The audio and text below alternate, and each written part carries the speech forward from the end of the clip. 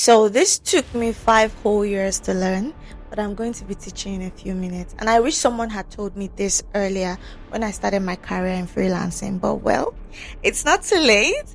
I had to go through it so that you don't have to. I'm sure if you're listening to this podcast episode right now, you're either a freelancer or someone who's about to dive into the world of freelancing, or should I say the world of freelance. And you probably are trying to avoid some of those pitfalls, those mistakes that I made. And yeah, that's why you're here. So I'm not going to go around and start beating around the bush. Let's get right into it. As a wise man once said, your no to the wrong client is your yes to the right ones. So you don't want to miss this episode. Stick along till the end because you will gain one or two.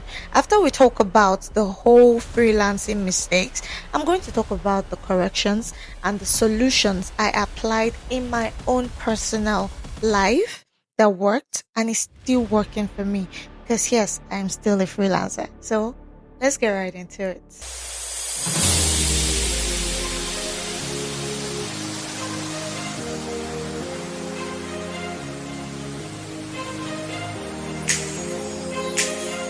This is the FLORRAPEDIA Podcast. Hey lovelies, welcome back once again to another amazing episode of the FLORRAPEDIA Podcast.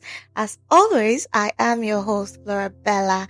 And on today's podcast episode, we're basically talking like the topic says, mistakes I made. I'm about to share my experience with you here. If you're new, welcome because you've just found yourself a sanctuary for, real talk, empowering mindset, changing of bad characters. Over here, we're on a journey to improving one life at a time. It doesn't matter how long it will take. So join the community. You don't want to miss it.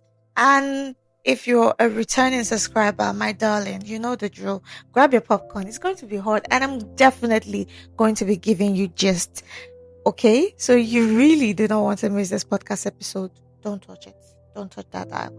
We're going to enjoy today's episode and I'm going to be sharing my personal experience from hard-learned lessons on what I did as a freelancer that got me in trouble and the things that actually worked. And we're not going to be just packing out problems. We're also going to be dropping solutions. Okay?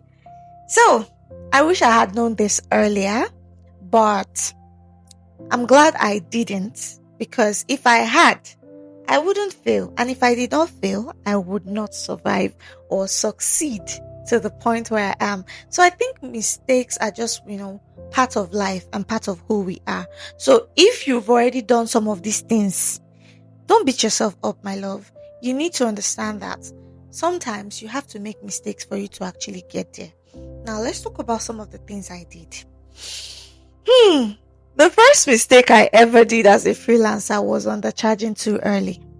Now, this is something a lot of freelancers do because you are eager to get a client. When you are new to the game, you are desperate for clients. Like you just you have this urge to give lower price so that they can take you because you feel like there are plenty people out there. There are plenty graphic designers. There are plenty editors. There are plenty whatever. And then you are tempted to just give them a prize. And at the end of the day, you find out that you really undercharged and you are collecting peanuts for a job that literally would cost way more, like 10 times more. And at the end of the day, you even see that the clients will not even respect you on top of your free, or should I say cheap labor. The client will still not respect you. Why? Most times, psychologically, cheap attributes or cheap things are classified alongside low quality things.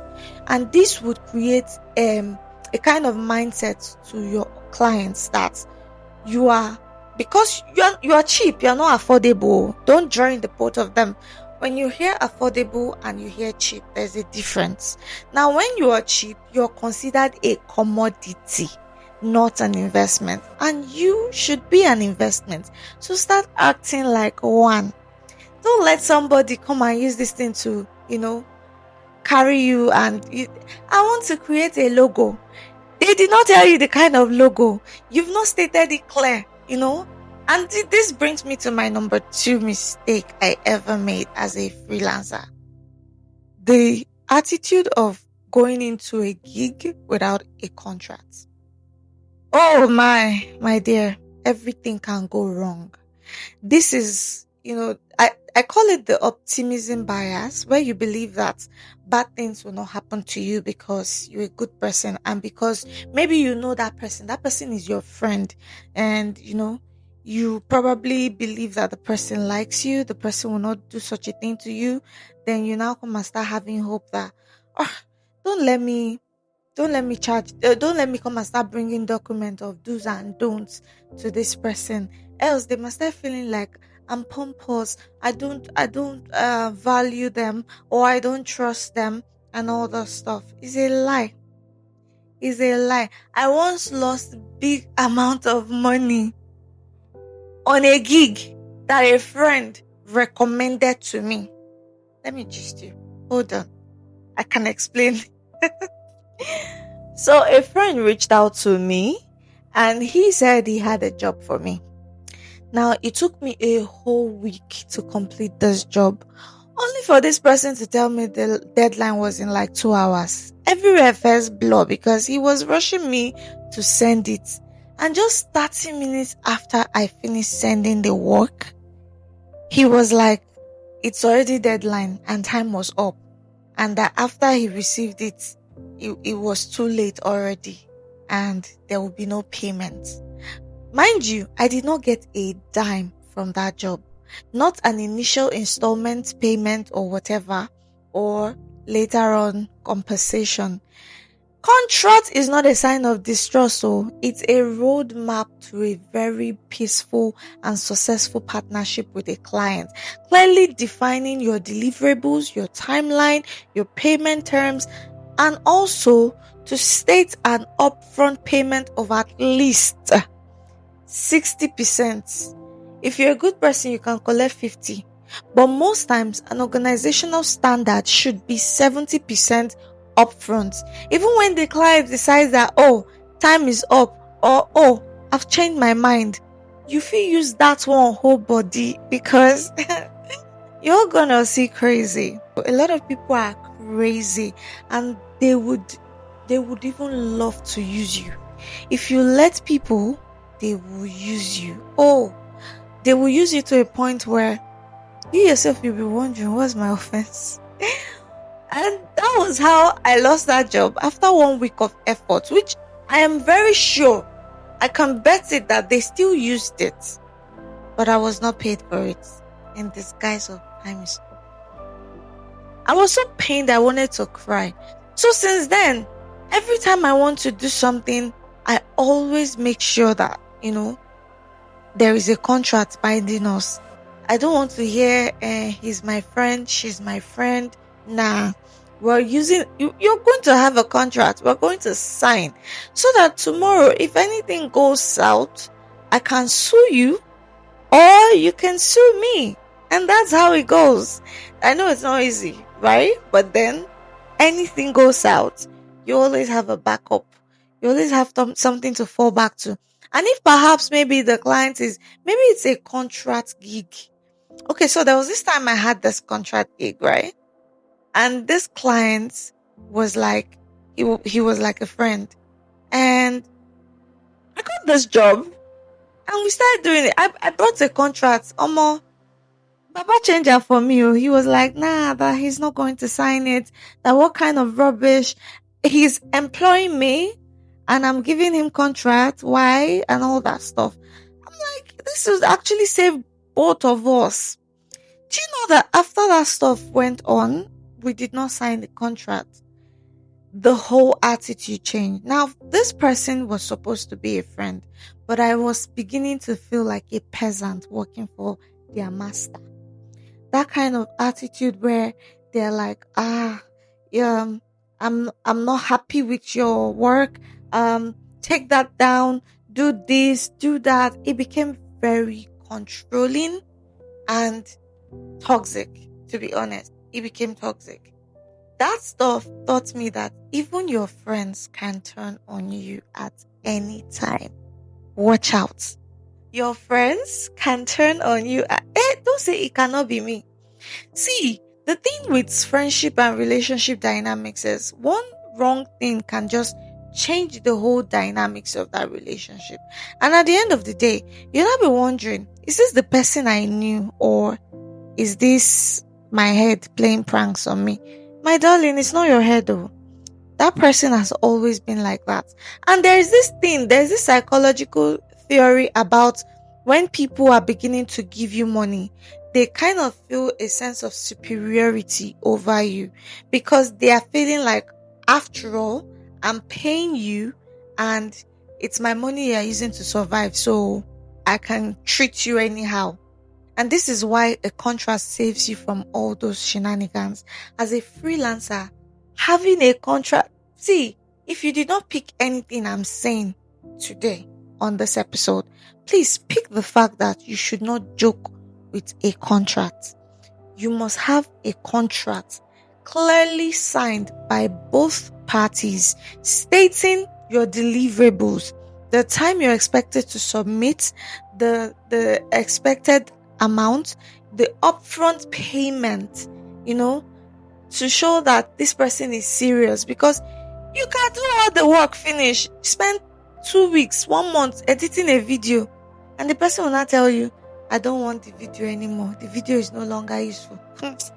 Well, your head will first of all spin like 360, because I know how that feels. Like, it's so painful, especially when you've already budgeted that money. The money is already in the air and you're already thinking building castles on air, and you're feeling like, if that money enter now, as investment vibe, I go first of all build house. I go buy bouncers, put for body, one at my right, one at my left, that kind of thing. You're already planning. Unknown to you that you're about to see Shege Pro Max. Anyway, don't say I did not help you. Make sure you don't joke with the contract. It saves you from a lot of bullshit. It saves you from a lot of trash. It saves you from clients who are very rude and insulting. Yes, I've been insulted before. Someone will tell you, do I look like your mate? Somebody that is not even your age. Probably you are older than the person. But because they are paying you, do I look like your mate?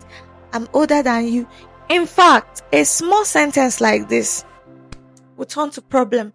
There was someone who once told me something one time like that, and she was like, I'm not your age mate. Don't talk to me in that way. Just because I asked that, okay, I've done the stuff you requested or something like that. And she was like, why would I use that kind of tone for her? I say, what was my offense? Like, what did I do wrong? Just because I asked the question. Like, pass like that. So, kilagbe kileju. Do you get? I was wondering why the aggression. Some of them would even go as far as giving you this passive aggressive vibe. They will not directly insult you, but the kind of cold attitude they'll be giving to you, you'll be feeling like, am I a freelancer or am I a slave? So having a contract, again, saves you from a whole lot of bull you really do not want to see. Yeah, with that being said, let's move down to my third regret. So my third regret was not having a boundary, a work boundary. I call it the silent scope creep. This is where a client is begging you, please just one more, please just one more. And before you know it, the contract has doubled in size. You are now doing projects that will take a month or two for the price of a one-time project. And you are wondering, should I tell them no? But a part of you still feels like, I don't want to feel like the bad person. I don't want to say no. Besides, I've invested a lot already into this project and I am literally almost done. So let me not say no now. They will not withhold my money or whatever. This thing actually prevented me from taking new jobs. It created this exhaustion and a sense of resentment. You're going to start feeling like you're doing more for less. And this lack of unclear boundaries teaches the clients that your time is worthless and they can ask for more for just with little amounts you get or nothing. And this is a very huge silent killer. I cannot tell you how much it has prevented me from getting new gigs, from getting new opportunities, just because I was trying to be a good person. Good girl, not a pale. Like, seriously, you would learn the hard way that it's not the sense where I'm talking about like good girl. Being a good person is good, but a good person without discernment leads to destruction. Now, number 4 thing I think I missed out on was not planning my freelance as a business. Like, I did not really take into consideration saving methods, health, money for healthcare and the rest, money for rainy days, money for dry months, because obviously you will not be getting jobs all the time, and also investing in other things that could bring in passive income, because you and I know that freelance is not a passive income. You're actively working to get money in return. While that money is coming in, the things you invest in matters a lot. Ignoring the tax laws, ignoring the other documentations you're supposed to do, and the structures you're supposed to put in place for yourself and your business to have a soft landing, especially if you're trying to grow into the international space and you're trying to diversify or probably have foreign clients, international clients.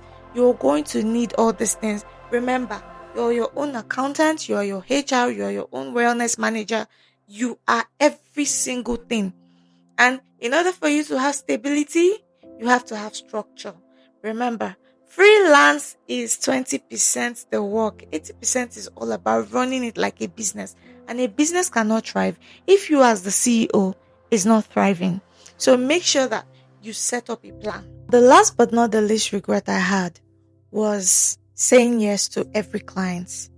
Because believe me when I say there are clients out there for you. But because you adopt the scarcity mindset that if I reject this one now, when will I see another one? This would lead to regret, because you end up saying yes to clients out of scarcity. And when you do that, these clients obviously can smell it, that you are desperate for the money, that you need the money to survive.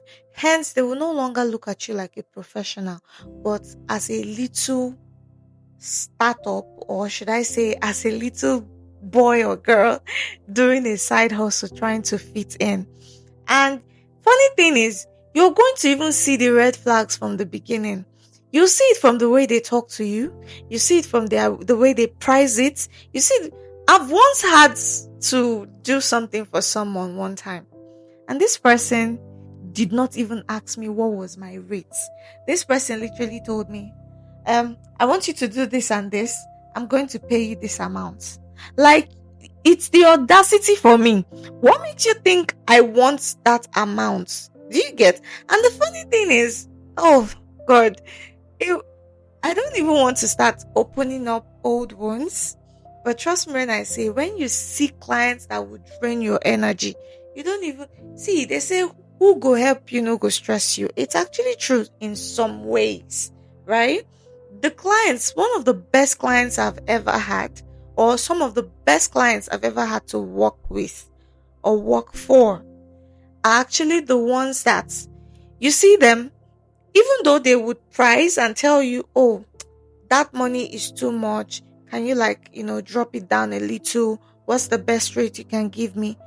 Trust me when I say they won't stress you trying to overly price your work, because they understand that you're not selling a product. They understand that you're not doing a job. You are giving years of experience. You're giving years of your time, years of investment, years of learning, years of improving and honing your skill in different ways. So please, I want you to take note of this, that it's not really about regretting the past, but trying to build a brighter future. I think this podcast episode is even for me, to remind me of things I should never take in the future. To remind me that, freelance is something that you can use to make a whole lot of money if you do it right. So let's talk about the solution. Number 1 thing is, stop charging for your time and start charging for your value. Provide results and deliver on that result. Research on your service. Search for what it is truly worth. Then price yourself accordingly. Instead of an hourly rate, I think researching on it and giving it on like a project based fee would reflect the impact you make. I don't know if I'm making sense, but instead of thinking of how much time would this take, think of it as what problem are you trying to solve? When you charge for value rather than charge for time. Because there are some jobs that actually would take you 2 minutes to finish up. But guess what? It actually took you up to 5 years to learn that 2 minutes job. You know that. So try to put yourself as an investment, an indispensable investment that even if they go anywhere, they will still come back to you because they know that no one can do it like you. Then the second thing I want you to do is make sure you have a contract. Should I emphasize this again? Have a contract. Because of had I known. Make sure you state your deliverables, your timeline, revise the round of revisions that you would do or corrections you would do.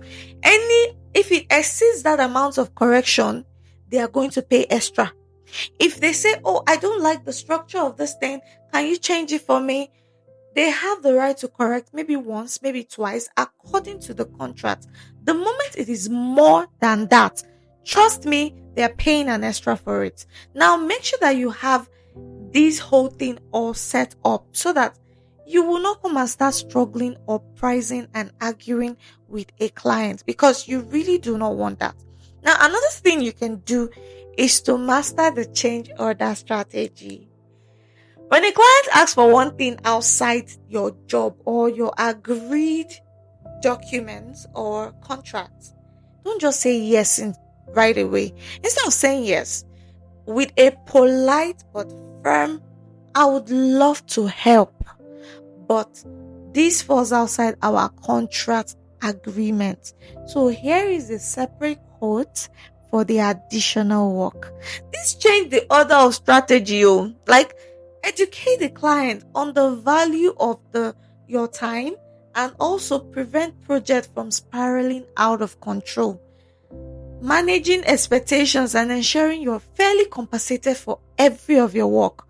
Unless perhaps you just respect this person and you guys probably have come a long way. Because I will tell you from an experience, I still have some clients I can still do things for without charging them an extra for it. And that's because we've built a relationship over the years. Now, if this person is like this, it's okay. It depends on you. If it's something you can still carry on, do it. But if it's someone you know that this person is not someone I will be doing this kind of a thing for, especially first time clients, please make it known, or else it will become a habit and they are going to continue doing this. Another thing is to also ensure that you structure your business. You structure your freelance gigs like a business. Have a business account. Open up a business account, a professional one at that. Try to register for your taxes. Register it in a business. If possible, register on CAC. Register it and make sure that you remove all that hassle of actually having to start, struggling when a business opportunity comes in. I've seen a lady missed a business because she did not have structure. An international client wanted to buy something from her, but because she did not have structure, she did not even have a business account, she did not have the whole thing registered, her profit and everything was going straight to her private bank account. She lost that deal. Now, I don't want to scare you, but having structure helps a lot. It helps. I recently registered my freelance gig on CAC, and I'm not even kidding. I registered it and everything cost me less than 50,000. I didn't even spend up to 30. I don't think I spent up to 30,000 naira because I did it myself. Now, if you want a tutorial on that, let me know because I don't like to gatekeep over here. Now, another thing I want you to do is to filter out your clients. Not every client is for you. Some are just from the pit of hell to stress you. Filter out. From the way they talk to you from the day one, filter out. Okay? With this viewpoint of mine, I hope I've been able to convince you and not to confuse you that freelance can be sweet if only you learn from other people's mistake and don't let it become you. Don't make the mistake that I did or any other person has done over the years. You can navigate the freelance landscape with greater wisdom, success, confidence, and poise. Remember, every mistake is a lesson in disguise, and every lesson makes you stronger and smarter as an entrepreneur. Okay, so make sure that you keep learning, you keep improving, and you keep becoming the best version of yourself. Thank you so much for joining me on today's episode of the FLORRAPEDIA podcast. This podcast is something that is personal, so that I don't want it to be too long. But if this resonated with you, please share it with a fellow freelancer. Share it with someone who is considering, going into the path of freelancing. And make sure you subscribe, like, turn on the notification bell so you don't miss an episode. Do leave a review and let me know what you think in the comment section, because I will be reading everything. Until next time, keep learning, keep growing, and keep building that freelance life that you've always, always wanted to build. Stay beautiful, stay blessed, and keep improving one life at a time. I love you, and I hope to see you on our next episode. Wait, if you've not subscribed, what are you waiting for? Please don't leave without subscribing. Gotcha. See you. This is the FLORRAPEDIA podcast.